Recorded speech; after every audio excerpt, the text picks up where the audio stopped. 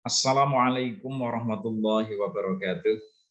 Para pemirsa yang saya hormati, utamanya para pejuang, para peserta PPG dalam jabatan tahun 2021 yang berbahagia. Pada video kali ini akan saya paparkan tentang uji kompetensi portofolio. Uji kompetensi portofolio PPG dalam jabatan tahun 2021.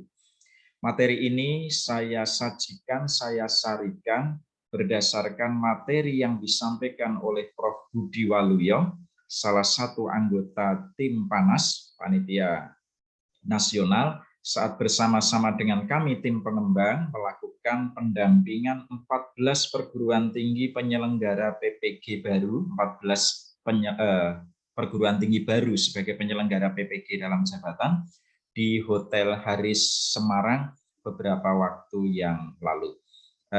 Kami di tim pengembang itu hanya mengembangkan desain pembelajaran, sedangkan untuk uji kompetensinya ini ada di tim Panitia Nasional atau tim PANAS. Semoga materi ini bermanfaat dan semoga pemirsa semua, utamanya para peserta PPG dalam jabatan tahun 2021 diberikan kekuatan, kesehatan, bisa mengikuti semua tahapan PPG termasuk ujian dengan sukses. Semoga lulus. Amin ya rabbal alamin.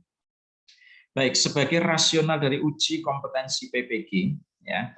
Jadi ini penting untuk saudara ketahui bahwa di dalam PP 74 2008 yang diperbarui menjadi PP 19 tahun 2017, ini tentang guru, PP tentang guru, di pasal 9 dikatakan bahwa PPG diakhiri dengan uji kompetensi pendidik. Uji kompetensi pendidik itu dilakukan melalui uji tertulis dan uji kinerja. Jadi ada dua jenis uji. Lalu berikutnya, di dalam Permenristek Dikti nomor 55 tahun 2017 tentang standar pendidikan guru, di sana senada dengan PP tadi dikatakan bahwa program PPG diakhiri dengan uji kompetensi yang diselenggarakan oleh Panitia Nasional.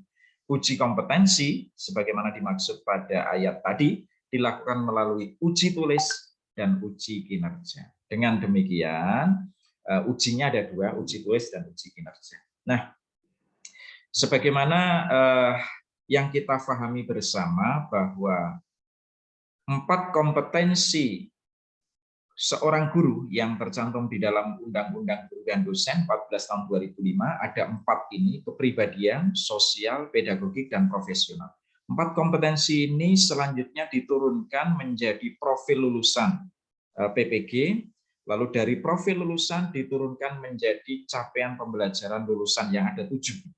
Jadi mulai guru yang memesona, guru yang mampu menyusun indikator capaian pembelajaran, guru yang menguasai materi ajar, guru yang mampu merancang pembelajaran, guru yang mampu melaksanakan pembelajaran, guru yang mampu mengevaluasi pembelajaran, dan guru yang bisa mengembangkan diri secara berkelanjutan. Nah, tentu uji kompetensi PPG ini harus bisa mengukur dari 7 CPL itu. Oleh karena itu, ada 2 uji yang dilakukan sebagaimana rasional tadi di peraturan perundangan. 1, uji tulis itu diberi nama uji pengetahuan, lalu yang kedua tadi uji kinerja.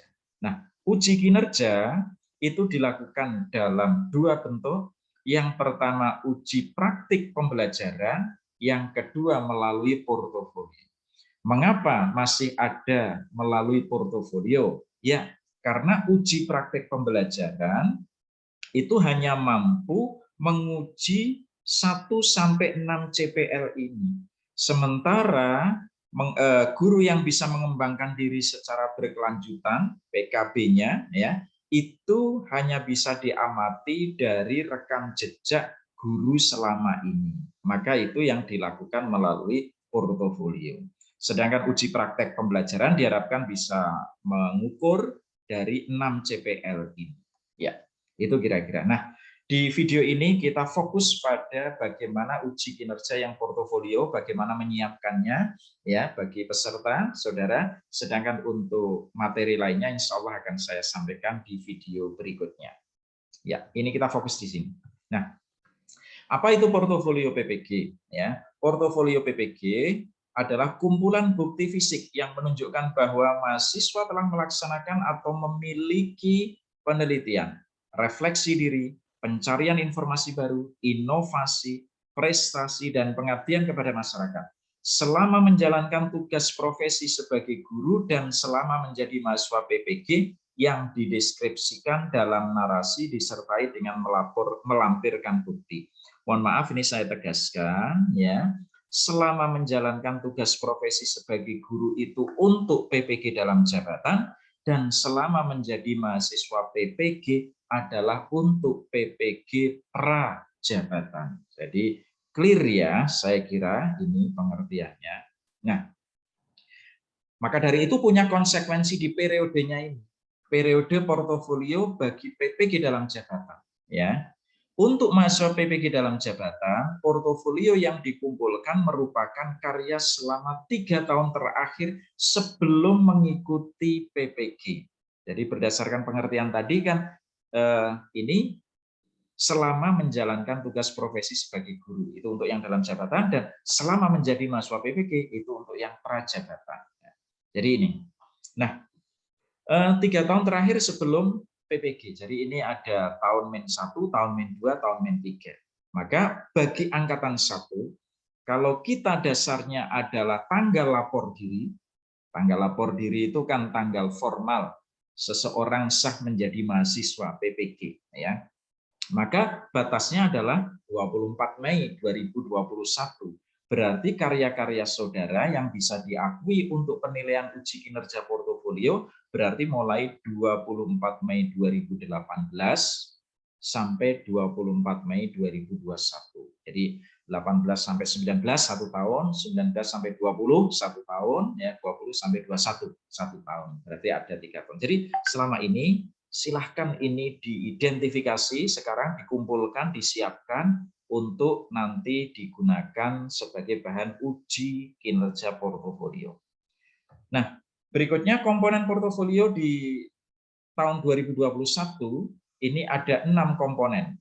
Jadi ini berbeda dengan tahun 2020. Kalau 2020 hanya 4 komponen nomor 1 sampai 4, di tahun 2021 ini ada tambahan yaitu komponen prestasi dan komponen pengabdian pada masyarakat, ya. Nah, ini ada ketentuannya. Komponen 1, 2, 3, dan 4 wajib ada, tidak boleh kosong, ya. Sedangkan komponen 5 dan 6 boleh tidak ada. Jadi sunnah, ya. Jadi diizinkan untuk tidak ada. Tetapi yang 1 sampai 4 harus ada, wajib ada. Nah, komponen 1 itu apa? Komponen 1 itu adalah kegiatan penelitian dan publikasi, ya. Saya lewati definisinya, tetapi langsung ke rubrik penilaiannya biar saudara mahasiswa sekedar paham ya jenis-jenis publikasi atau penelitian apa saja yang diakui nilainya. Ya, di sini skor ini di samping penting untuk tim penilai, tim penguji, juga penting untuk saudara mahasiswa sekedar untuk ancang-ancang nilainya. Saudara dapat berapa ya? Jadi self assessment ya. Jadi kalau bisa publikasi di jurnal internasional skornya 3 ya. Kalau di jurnal nasional S1 dan S2, S1 dan S2 itu Sinta 1, Sinta 2. Bagi Ibu Bapak guru yang belum familiar dengan istilah Sinta 1, Sinta 2, bisa ngangsu kawruh dengan teman-teman dosen ya. Saya kira sudah banyak forum-forum ilmiah yang saudara bekerja sama dengan para dosen ya. Publikasi di jurnal ada EISSN dan DOI, ini 2. Jurnal nasional biasa apapun, yang penting nasional 1,5. Laporan penelitian diseminarkan 1, tidak diseminarkan 0,5 dan seterusnya ya, dan seterusnya ya. Jadi ini seperti ini untuk penelitian dan publikasi. Nah, Pak, saya penelitiannya menyusunnya berdua, bertiga, bagaimana pembagian nilainya? Kalau Ibu Bapak sebagai penulis 1 ya, itu dapatnya 60% dari nilai 60%. Tapi kalau penulis kedua, ketiga, dan seterusnya dapatnya porsinya 40%. Tergantung jumlah penulis kedua, ketiga, dan seterusnya itu berapa. Kalau penulisnya hanya 2, berarti penulis keduanya hanya 1 ya. Penulis pertamanya 60%, penulis keduanya 40%. Tapi kalau penulis berikutnya itu ada banyak, ya 40% itu dibagi. 40% itu dibagi. Ya. Jadi begitu caranya. Pokoknya jatahnya penulis pertama itu 60%, nggak boleh diganti. Sisanya untuk penulis kedua atau berikutnya, yang 40%. Ya. Nah, kalau saudara sebagai penulis ketiga, gimana? Berarti saudara dapat jatah yang 40% dibagi dengan penulis-penulis non-penulis pertama. Penulis-penulis non-penulis pertama. Sekali lagi, contoh, artikel itu dipublikasikan, ditulis oleh 3 orang. Ini, saudara penulis ketiga, ya sudah berarti saudara dapat 20%. 40% dibagi berdua, penulis 2 dan ketiga. Pak, kalau penulisnya itu 10, Pak, ekstrim ini. Maka yang penulis 1 dapat 60%. Yang 40% dibagi untuk 9 penulis itu. 9 penulis berikutnya. Ya. Saya kira clear ya. Maka sebaiknya saudara penulis pertama yang poinnya banyak. Ya. Berikutnya melakukan refleksi. Jadi refleksi pengembangan diri ini termasuk perencanaan, pelaksanaan, dan asesmen pembelajaran 1 semester minimal 1 kali, atau melaksanakan refleksi pelaksanaan penelitian, atau melaksanakan refleksi pengembangan karya inovasi. Refleksi itu apa? Merenungi yang sudah dilaksanakan, mengidentifikasi persoalan-persoalan, hambatan-hambatan, lalu mencoba meng-create solusi yang akan dilakukan di masa yang akan datang. Itu kegiatan refleksi. Banyak saya kira, ya, misalnya refleksi hasil ulangan harian, ya, asesmen pembelajaran, ya. Jadi ini kan menarik, ya. Jadi banyak bisa dilakukan. Berikutnya yang ketiga, mencari informasi atau pengetahuan dalam forum ilmiah. Ini yang saya kira mudah untuk dilakukan. Ibu Bapak bisa mengikuti diklat, ya, bisa mengikuti kegiatan kolektif guru berupa seminar, ya, lokakarya dan seterusnya. Ini poin-poinnya seperti ini. Kalau saudara belum sempat melihat dan video ini terlalu cepat, saudara bisa, pemirsa bisa pause videonya untuk mengamati ini lebih cermat, ya. Yang keempat, ini banyak sekali ada inovasi baru dalam pembelajaran dan pendidikan. Boleh menulis buku, ya, menulis buku teks, modul, ya. Banyak sekali ini, ya, book chapter, buku pedoman guru, buku hasil karya terjemahan, ya. Ini dengan skornya seperti ini, ya. Masih ada lagi karya teknologi, karya seni, alat peraga. Alat peraga ini, ya. Untuk kawan-kawan guru di matematik, di mana, ya, yang banyak alat peraganya ini, boleh. Maupun anggota tim pengembangan penyusun standar, pedoman soal, dan sejenisnya tingkat nasional. Ibu Bapak guru yang berkesempatan menjadi tim penyusun ujian nasional dan seterusnya, ini ada penghargaan. Pak. Yang kelima, prestasi. Ini komponen baru yang di PPK 2020 belum dihargai, lalu atas masukan dari para peserta pada saat FGD, pada saat evaluasi, ya, lalu diakomodirlah prestasi ini, komponen prestasi.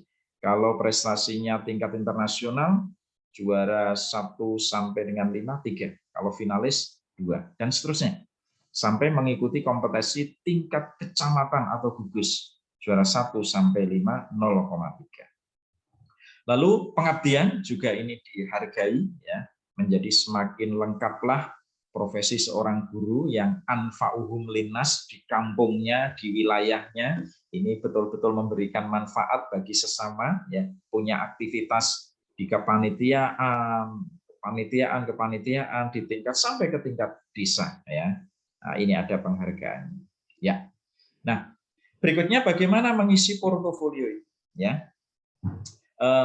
Tahap pengisian portofolio dilakukan melalui laman ukmppg.kemdikbud.go.id. Saat ini belum bisa diakses, nanti pada saatnya insya Allah bisa diakses. Nah, saya rangkum dari materi Prof. Budi Waluyo, setidaknya ada 3 hal yang saudara harus pahami tahapan pengisian portofolio itu. Yang pertama, menulis deskripsi. Menulis deskripsi. Bagaimana menulis deskripsi yang benar?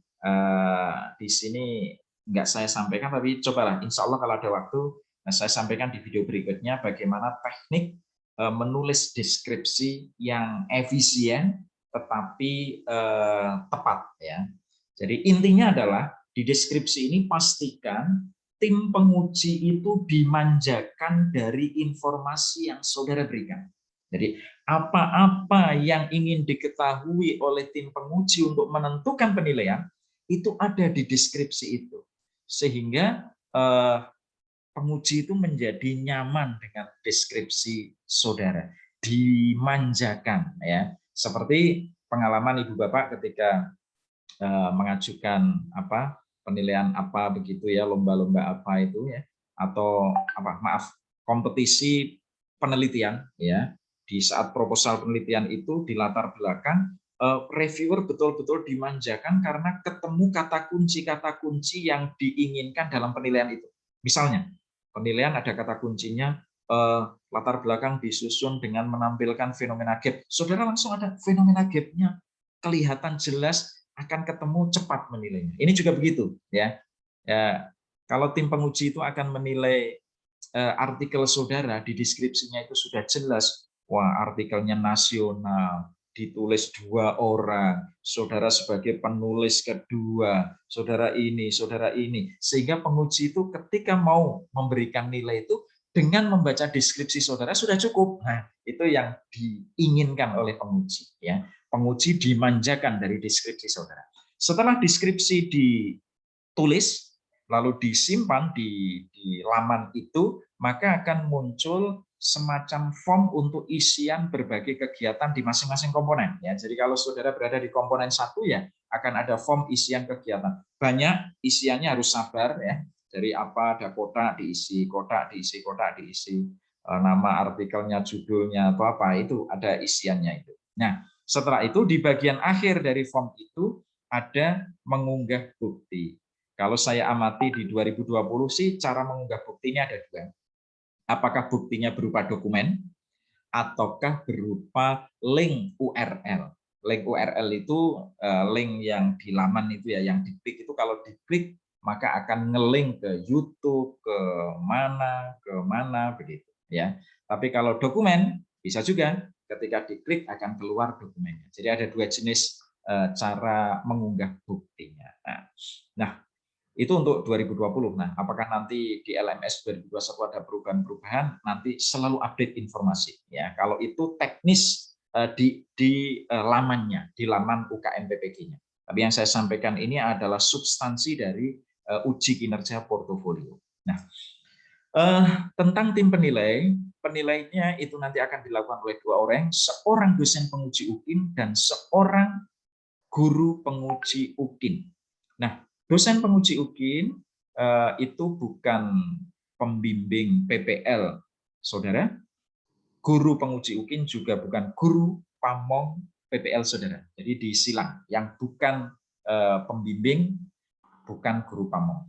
Setiap penilai memberikan nilai portofolio tiap mahasiswa berdasarkan rubrik penilaian. Bobot penilaiannya, karena tadi saya katakan ya, UKIN itu ada 2, praktek mengajar dan portofolio. Praktek mengajar ini bobotnya 6, lalu portofolio ini bobotnya 1, dibagi 7. Ya, batas kelulusannya nilai minimal 70. Ya, 70 skor skala 0 sampai 100, nilai minimalnya adalah 70. Maka dimaksimalkan ya di nilai portofolio ini, upayakan portofolionya di atas 70, lalu praktek mengajarnya di atas 85, insya Allah untuk UKIN menjadi lulus ya. Tapi tidak hanya UKIN loh ya, masih ada uji pengetahuan, tapi dipikir nanti. Nah, ini yang uji kinerja ya. Nah, batas kelulusannya ini. Demikian yang dapat saya sampaikan, semoga informasi ini bermanfaat. Jangan lupa subscribe channel saya untuk menerima informasi terbaru dari saya. Wallahul muwaffiq ila aqwamit thoriq. Wassalamualaikum warahmatullahi wabarakatuh.